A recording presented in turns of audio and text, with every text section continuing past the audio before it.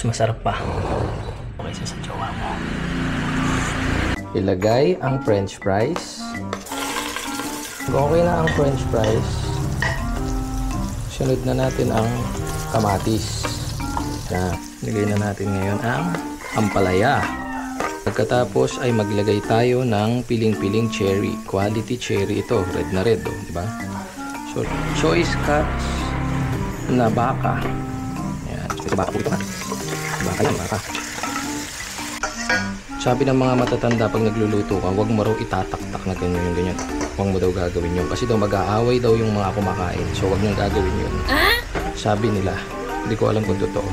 Ayan. Isa pa nga pala, huwag niyong kakalimutan lagyan ng Coca-Cola. Di baling konti lang yan. Kasi pwede namang habulin yung lasa niyan. Pag sumobra yan, wala nang habulan. Paalala lang ha, kailangan yung soft drinks na ilalagay ninyo nanggaling sa dagat yan. Maaamoy dapat ninyo nanggaling sa dagat. Ang bango. Parang ano, alam nyo na kung ano yung ano, kung saan nyo muna takpan. Pwede na natin ilagay yung criminal water. What are you doing? Dalawang talong. Gusto daw kasi nila may anghang. Kamote.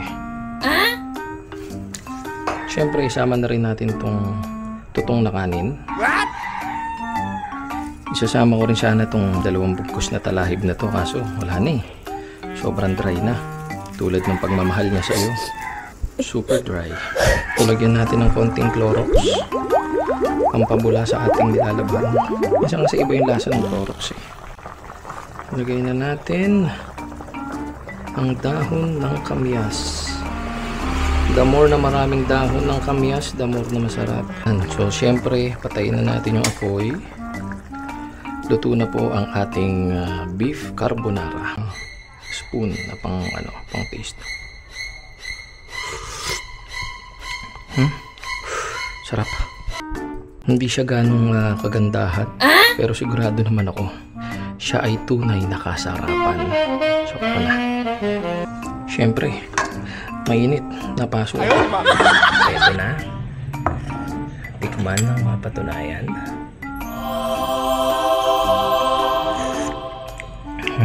Sarap. Mas masarap pa kaysa sa jowa mo.